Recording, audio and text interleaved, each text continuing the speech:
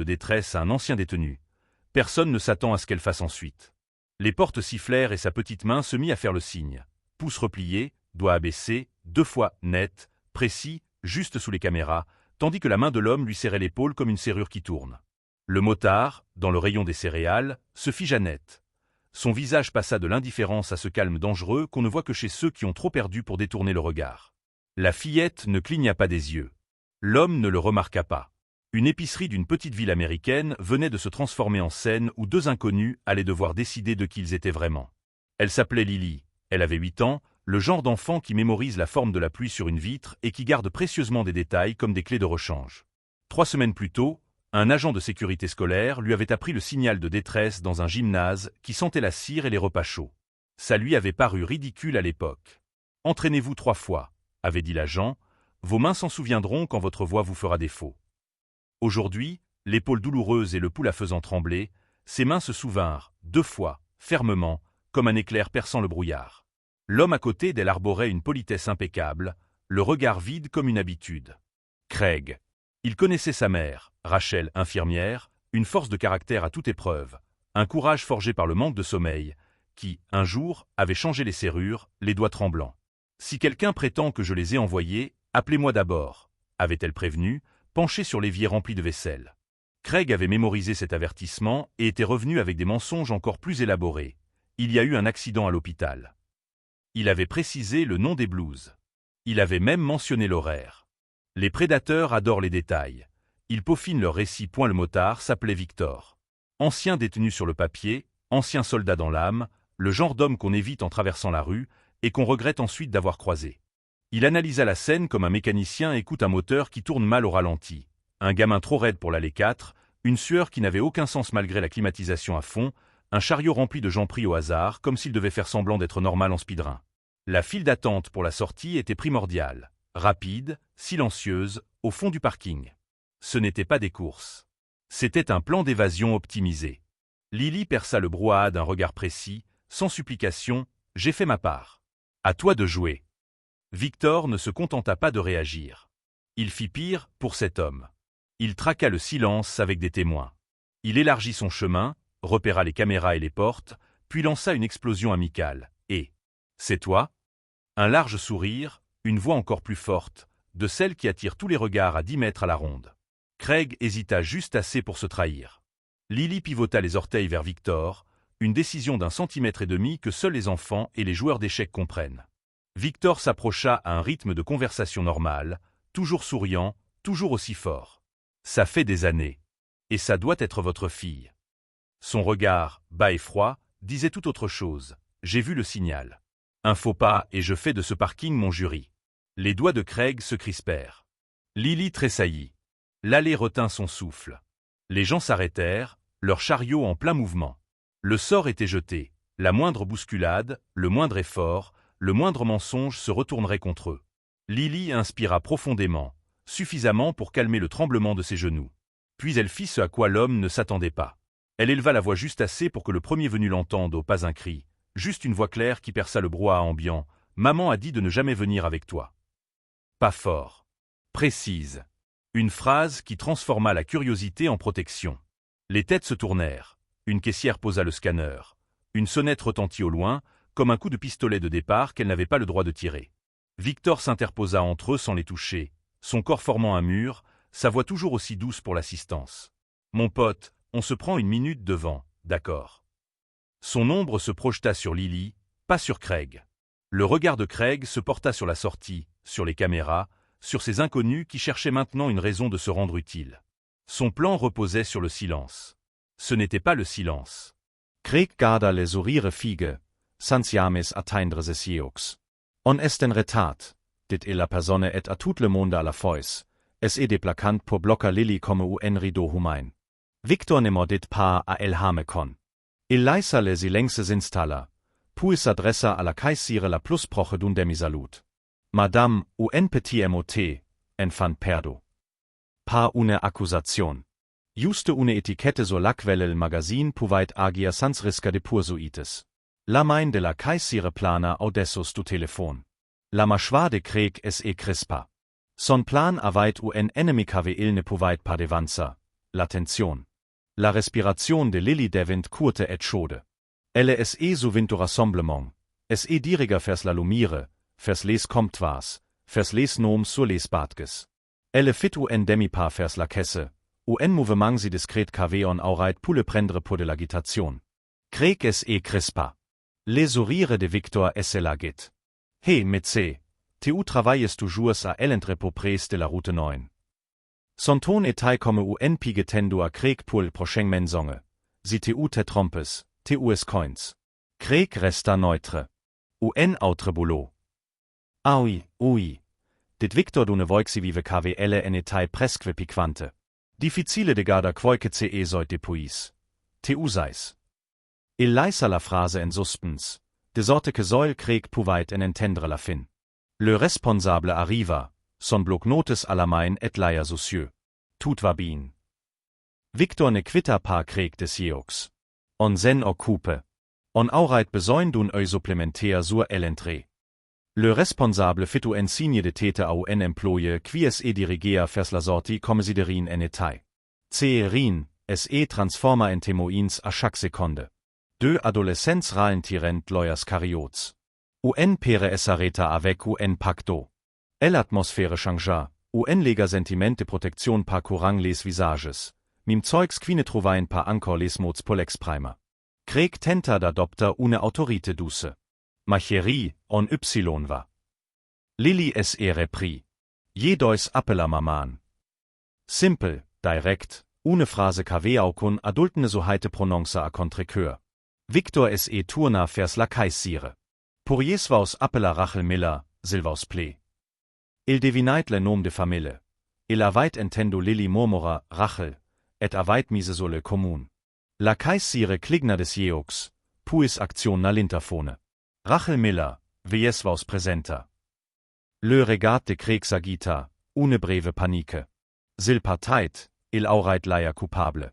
S'il restait, il perdait du temps. Les predateurs sont obsédés par le timing. Les témoins brisent les horloges. Il opta pour le charme. Il y un malentendo. Victor afficha un sourire enigmatique. Alors vos seres ravi de l'éclaircir itzimim. Lägeranza procha, voix douce, paumes ouvertes. Monsieur, le règlement intérieur exige une vérification lorsque enfant en fait la demande. Les sourires de Craig se fissura, aussi large qu'avait une coupure de papier. Les genoux de Lily tremblerent. Elle serra les poings pour se retenir. Le pause à l'intérieur. Les stoicts vers le bas. Une fauste plus, une infime lueur de vérité dans cette pièce qui, soudain, s'aveitlire entre les lignes. Un agent de sécurité apparut, sans se pressa, sans faire de bruit. Craig l'observa, einzige les portes et les angles. Il déplaca es arm de elle Paule de Lily à la poignée du cariot, un geste qui semblait naturel et signifiait prêt. Victor es area justa, bloquant le passage vers la sortie sans jamais tucha Craig. Tu es toujours au centre de réalisation prestelm? Demanda-t-il, presque amicalement. Les yeux de Craig es illuminerent, une simple lueur. Victor avait tuche juste. Un extetno reconnait un extetno. O du moins, CCE que la pepa asse leisa et presager. Lily fix eit la ligne rouge du lecteur de Kurzbares, repensant à la bibliothecaire qui decide, les lignes indiquent o uranga les causes pour ne pas les perdre. Elle posa es a voix sur cette ligne, ma mere decide que les estvares changen quant honest observe. Ce n'était pas préparé. Ce était une enfant qui prenait la gravité au MOT. Lägerant de glutit. La caissire serra le doigt sur le 911 sans appuya. Le gardien attrapa son talkie-walkie. Le plan de Craig passa de sortir discretement, a essevada. Es meines porta instinctivement a es apoche. Le ton de Victor, d'abord du, passa à la cire. Attention, mon frère. CEKWLY à la dedans ne passe pas bien à la caméra. Il désigna le dôme audessus de menton. Craig leva les yeux malgré lui. Un réflexe fatal, reconnaître l'œil au plafond. Les adolescents inclinerent leurs téléphones juste assez pour appuyer leurs propos. Mim le réfrigérateur abwassant semblait bourdonna plus fort. Un instant, Lili ressente zette viei poia, celle quivos glacele sang. Puis elle es mua in colere, une colere pure et sincere, celle dune infante huit ans treti come en bagage. Elle bougea. Pa loin. Juste asses pur plaza Victor exactement entre elle et la main droite de Krieg. Un clic de Echex. Un pion sur la caisse de sécurité. Revelation 1. Krieg na weit rin improvise. Dans es a poche, y a weit une foje imprimé plie. Les hora iris des portes, les angles morts des cameras du moisternier, une note consonante le service du mardi. C en etai pa un caprice. C etai une repetition. Revelation 2. Victor aweit en voitros mods au en ancien Kontakt des KWL aweit faule Signal. Avant min davor auvat la buche, Extraktion dogens immediate. Il n'avait pas attendu de tresur. Il avait provoqué sur une scène de ya éclairée. Krieg sentit la peace conspira, polie, implacable. C'est fini. Sifflate il en poussant le carriot. Le bruit footleger, meissel de Chirald Magazin. Le vigile intervint. Le garant leva la main. Victor resta immobile, meisses avoix resonna. Lili, tinstoi preste la caisse. Elle obeit. De piz quies prometeint, soit jemen sos indemne, soit il senva. Si vos volets vor jusco Krieg va pusa la chance et commence magazines transforme en un véritable labyrinthe, abonnes vos des meinten ant. La suite decidera qui fuira et qui répondra. Le cliquetis du chariot cessa, emportant avec lui l'illusion de contrôle de Krieg. Il chercha des ouvertures, tête de gondole, allée de la boulangerie, porte coupe-feu, et constata que chaque passage était déjà préparé par ses regards. Victor ne l'encombrait pas, il gérait l'espace. « Gérant, on peut garder ces portes ouvertes une seconde ?» demanda-t-il, comme s'il demandait des serviettes. Le gérant fit un signe de tête à l'hôtesse d'accueil, qui changea de position d'une manière qui indiquait que les portes s'ouvriraient plus lentement que la panique ne pourrait courir. Lili fixa le voyant de la caisse, rouge, fixe, sans clignotement, comme un métronome, et le laissa rythmer sa respiration. L'agent avait dit « Entraînez-vous 3 fois. Votre corps se souviendra quand votre esprit s'affolera. » Alors elle s'entraîna à quelque chose de nouveau, la distance. 2 carreaux en arrière, hors de portée de Krieg. Un carreau à gauche, vers le scanner. Elle construisait de petits murs avec les carreaux du sol.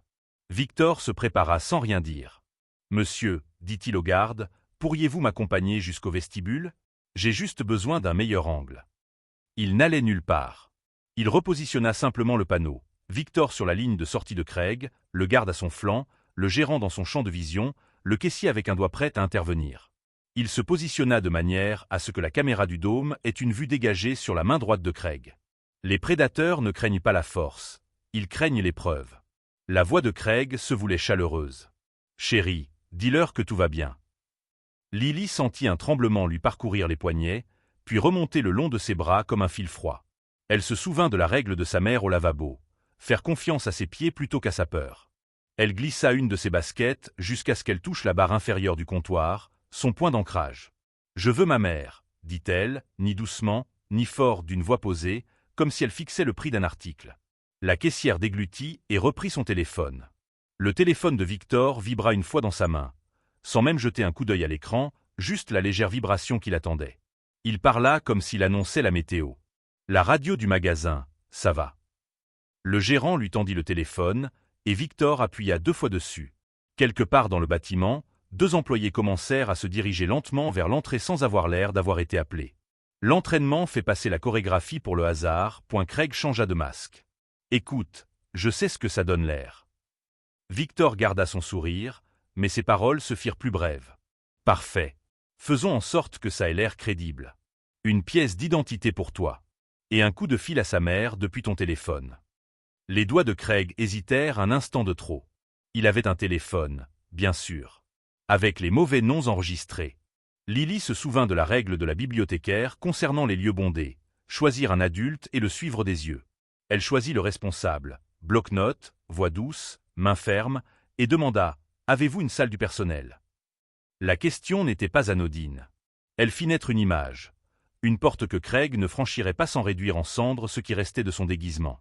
Le responsable comprit et s'approcha de Lili, sans la toucher, créant simplement un nouveau point d'équilibre. Victor se décala de nouveau, dos au chariot, obligeant Krieg à le pousser pour le déplacer. Je n'arrive toujours pas à croire qu'on se soit croisé par hasard, dit-il d'un ton léger, avant de laisser retomber sa tonalité habituelle le temps d'une phrase « Elmaos ». Le regard de Craig se perdit dans ses pupilles. Pas de supposition cette fois. Un souvenir douloureux, gravé dans sa mémoire. Premier rebondissement, le téléphone de Lily n'était pas déchargé. Il était en mode avion dans sa poche pour éviter les notifications de « localiser mon téléphone ». Elle le réactiva du bout du pouce et sans baisser les yeux, appuya 2 fois sur le bouton latéral. Appel d'urgence prêt, écran noir, visible seulement par les battements de son cœur. Craig tâta le terrain. « Monsieur, vous faites un scandale. » Victor écarta les bras comme un hôte. Les scandales sauvent des enfants. En privé, c'est là que les choses tournent mal. Il inclina de nouveau la tête vers la caméra, laissant Craig décider s'il voulait être fiché à vie. L'agent d'accueil toussa poliment. « Nous avons 2 agents en route. » Pas encore de sirène, juste l'idée qu'elle se déplace à travers les murs comme une marée invisible qu'on sent aux chevilles. Craig se lécha les lèvres.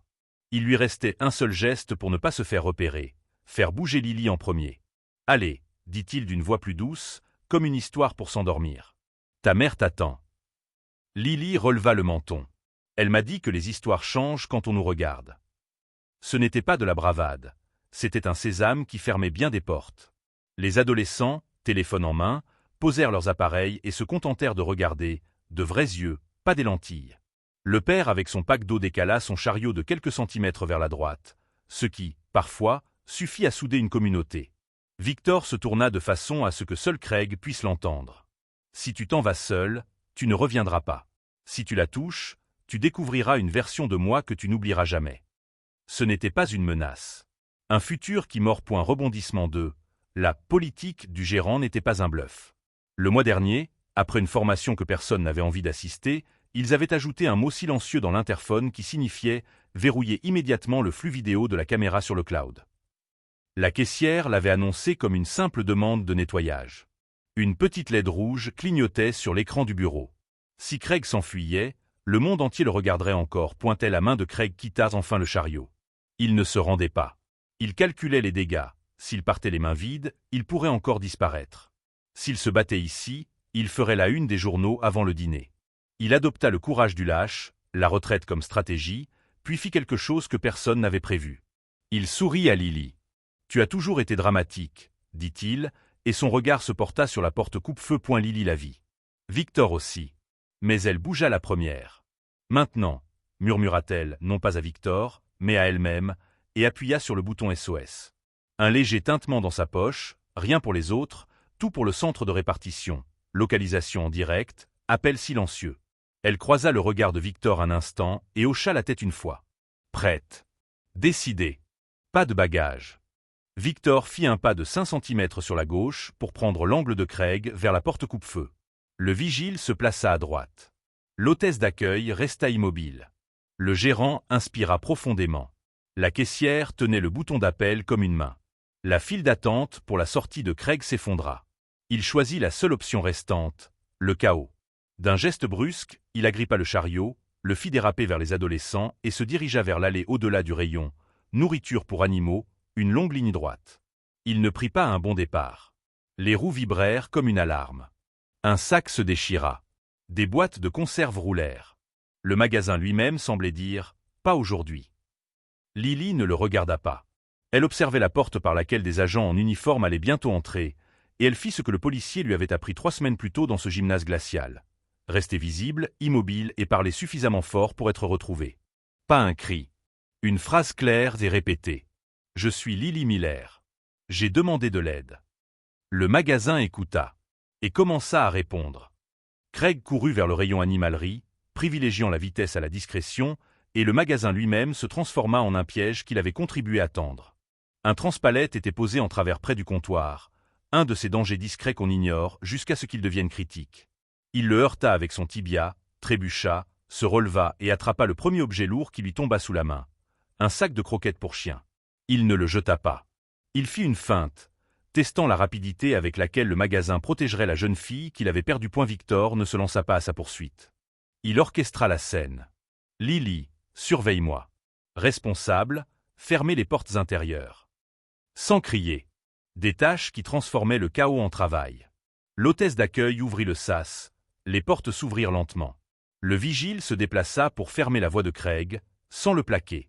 La caissière appuya sur un bouton qui verrouilla le flux vidéo de la caméra sur le cloud, et une LED rouge clignota comme un cœur qui ne s'arrêterait jamais. Craig vit le temps s'écouler. Il se précipita vers la barre anti-incendie.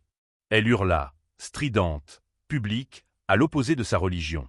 L'alarme fit pivoter toutes les têtes, figer tous les pieds.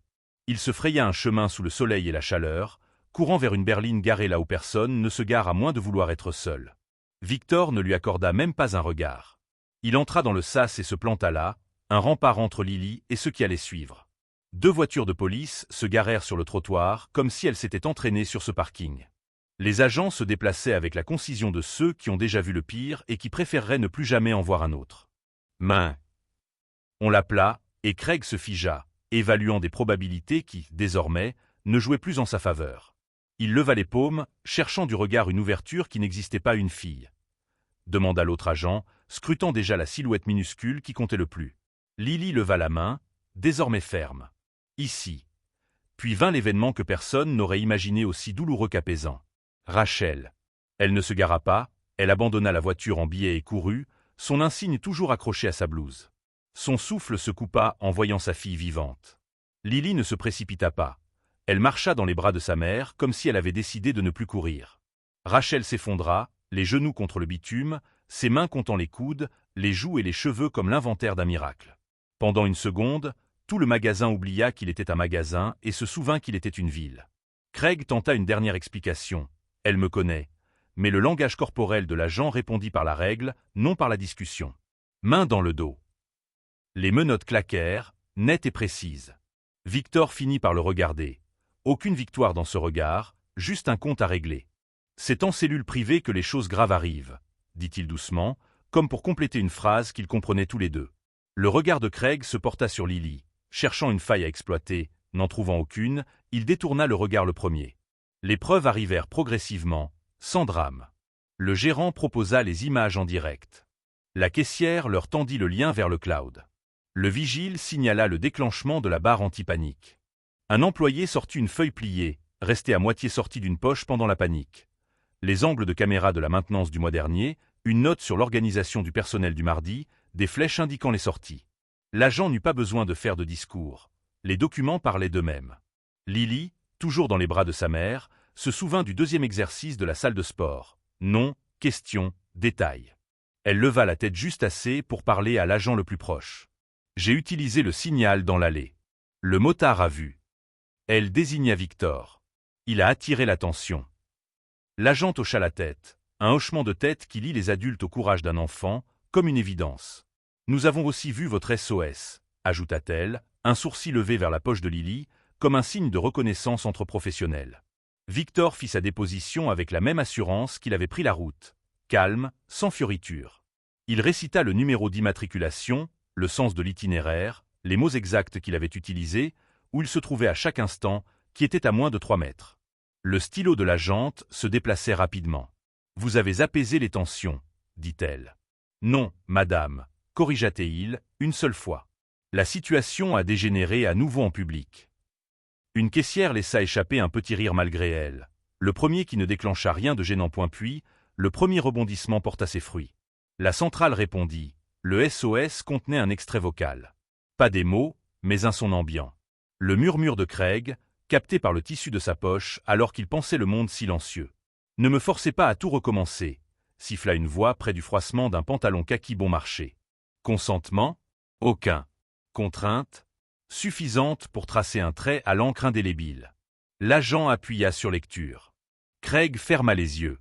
La conviction de la pièce se figea, passant de l'intuition à la certitude. Le calme de Craig se dissipa, laissant place à quelque chose de plus odieux. Elle voulait venir, tenta-t-il, mais sa phrase se brisa sur un ton rauque. Victor ne lui répondit pas. Il se tourna plutôt vers Lily et Rachel. « Vous avez été parfaite, » dit-il d'une voix douce, sans pour autant s'excuser de sa force. Vos mains s'en souviennent. Rachel hocha la tête, ses larmes fraîches et propres désormais, apaisées. Elle est libre de ses choix, dit-elle. Elle a fait son choix. Dehors, une 3e voiture de patrouille était au ralenti lorsqu'un inspecteur en sortit, déjà au téléphone avec une personne chargée de veiller à ce que ce genre de journée ne se reproduise pas. Le détective jeta un coup d'œil au rapport, écouta l'enregistrement audio, parcourut les images des caméras, puis dit à Craig ce que les gens comme lui détestent le plus entendre: « Nous n'avons pas besoin de vos explications. » Les agents aidèrent Craig à monter à l'arrière. Sans brusquerie, sans cérémonie. Il paraissait plus petit, non pas à cause de la taille de la voiture, mais parce qu'être vu rétrécit ceux qui se fondent dans l'ombre. Il tourna la tête une dernière fois vers Lily. Elle ne laissa rien paraître.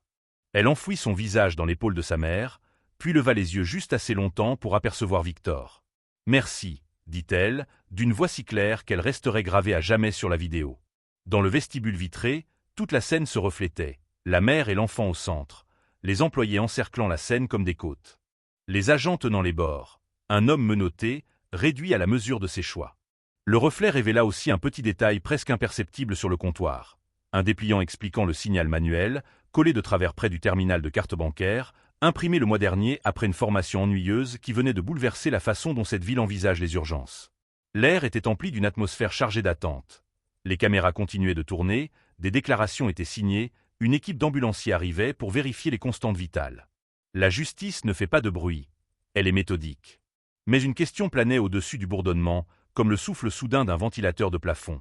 Que se passera-t-il une fois les sirènes éteintes, lorsque le silence retomba et que ceux qui ont agi correctement devront décider quoi faire du poids qu'ils ont porté aujourd'hui? Les sirènes se sont estompées dans le bruit ambiant, et il ne restait plus qu'à travailler pour que la vie retrouve son cours normal. Chez elle, Rachel a collé le dépliant de l'école sur le signal manuel à côté du calendrier du réfrigérateur, non pas comme un avertissement, mais comme un signe distinctif. Lily l'a aidé à le redresser, en alignant les coins comme elle le faisait pour ses dessins. 3 fois, dit-elle, et Rachel sourit d'un soulagement qui ressemblait fort à de la fierté. La thérapie commença cette semaine-là. Une petite pièce, des fauteuils moelleux, une thérapeute qui ne forçait pas les mots à venir. Lily apporta son carnet de croquis et, dès la première séance, dessina une grande main avec un petit cœur caché sous les doigts. « Ça veut dire « viens me chercher », écrivit-elle sur la page, et pour une fois, cela ressemblait à un début et non à une supplique. Le magasin changea aussi. Le gérant imprima une courte liste de contrôles qu'il appela « Secours en première ligne ». 2 lignes, 5 cases, 0 excuse. La caissière qui avait figé le flux de données formait les nouvelles recrues sans donner l'impression de faire la leçon. L'hôtesse d'accueil apprit à voir au-delà des apparences et à proposer naturellement « Voulez-vous que j'appelle quelqu'un ?» comme on propose un chiffon pour nettoyer le chariot. Une semaine plus tard, une mère montra du doigt le prospectus de travers près du terminal de paiement et montra le geste à son fils, qui tenait en équilibre sur un pied. La ville n'était pas devenue parfaite. Il devint vigilant. Victor continuait son train-train quotidien.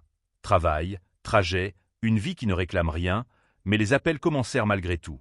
Un collège lui demanda s'il pouvait parler pendant 15 minutes. Il dit 5, puis resta 40, car les élèves posèrent de vraies questions. Un centre communautaire proposa des interventions le mercredi soir, et il accepta à condition que personne ne prétende qu'il s'agissait de héros. Pas besoin de gilet pare-balles pour être utile, leur dit-il. Il faut des yeux, un plan et la volonté d'agir correctement. Il ne mentionna pas la vieille douleur qui le réveille encore à 3 heures du matin au son du nom de sa sœur. Il n'en avait pas besoin. On le devinait à la façon prudente dont il prononça publiquement. L'affaire progressa rapidement, contrairement à ce qui se fait habituellement. Le dossier de Craig se remplit tout seul. Les impressions trouvées dans sa poche, les notes de son agenda extraites de ses emails, l'enregistrement audio du SOS silencieux de Lily, une série de recherches qui se lisait comme une confession tapée au ralenti. Son plaidoyer est arrivé plus tôt que prévu, non pas par remords, mais parce que les preuves ne laissent que peu de place à l'imagination. Il n'a pas obtenu l'attention qu'il souhaitait. Il a subi les conséquences qu'il méritait. Le juge l'a prononcé des paroles sèches. L'effet fut un soulagement palpable, les yeux embués, dans une rangée de sièges où flottait une légère odeur de gel hydroalcoolique et de lessive. L'assemblée scolaire de Lily changea d'atmosphère. Cette fois, l'agent la laissa tenir le micro suffisamment longtemps pour qu'elle puisse faire le signal sans trembler. Pas de discours larmoyant, pas de récit sensationnaliste. Juste une petite main repliant son pouce, les doigts croisés, et une fillette disant « Je me suis entraînée 3 fois ». Une enseignante au fond de la classe s'essuya le visage. Un agent d'entretien, appuyé sur son balai, hocha la tête, comme si le sol était enfin plat. Après, un enfant murmura « Et si personne ne voit ?» Et Lily répondit d'une voix qui semblait plus âgée que 8 ans « Faites-le savoir à plus de monde pour que quelqu'un le sache. » Rachel et Victor ne firent jamais d'histoire lorsqu'ils se revoyaient, comme c'est parfois ainsi que les grandes promesses sont tenues. Un jour, elle apporta des muffins à la classe du mercredi, puis resta sur le seuil, écoutant la salle respirer plus librement. Il passa à l'hôpital pour installer une sonnette vidéo chez une infirmière qui en voulait une mais ne savait pas par où commencer. « Ce n'est pas de la paranoïa », dit-il en vissant la dernière vis. « C'est de la préparation. » Il partit avant qu'elle ait pu le remercier 2 fois. Des mois plus tard, dans le même supermarché, car la vie s'obstine à nous ramener sur les lieux du crime, un moment se produisit qui résolut quelque chose qu'aucun d'eux n'avait su exprimer. Lily et Rachel choisissaient des pommes. L'employé leur fit un signe de la main. Une petite fille au chariot d'accent grave, côté replia son pouce et croisa les doigts en souriant. Son père fit de même, comme pour jouer. Lily sourit sans ciller. Aucun souvenir, aucune respiration saccadée. Un simple code circulant dans la pièce, comme une chanson dont tout le monde connaît le refrain. La main de Rachel trouva l'épaule de Lily, douce là où elle était autrefois protectrice. « Qu'est-ce que tu veux pour le dîner » demanda-t-elle. « Tout sauf des céréales » répondit Lily, et elles rirent toutes les deux, trouvant cela si banal. Tous ne remarqueront pas les conséquences discrètes, mais c'est bien là l'essentiel. Un magasin qui prend son règlement pour une promesse. Une ville qui apprend une langue minuscule. Une mère qui dort enfin la plupart du temps. Un homme qui cesse de vérifier 2 fois chaque porte, puis choisit tout de même de le faire une fois. Un enfant qui comprend que le courage ne se manifeste pas bruyamment. Il se répète. Si une histoire a besoin d'un méchant pour être complète, celle-ci a choisi mieux. Une communauté qui s'entraîne à la scène qui précède habituellement le générique. Et si vous ne devez retenir qu'une chose de tout cela, qu'elle soit modeste et tenace. Répétez 3 fois. Levez les yeux. Agissez en public. Créez une normalité telle que les monstres n'aient plus d'endroit où se cacher. Elle a tenté de détruire Joao, mais a fini par se détruire lui-même. Joao a compris que la véritable vengeance ne consiste pas à rendre l'appareil, mais à atteindre un succès que ses ennemis n'auraient jamais pu imaginer. Si cette histoire vous a touché et que vous souhaitez découvrir d'autres récits qui transforment la peur en préparation et le courage en habitude, abonnez-vous à la chaîne. Car parfois, tout commence par un geste qui tient dans le creux de la main.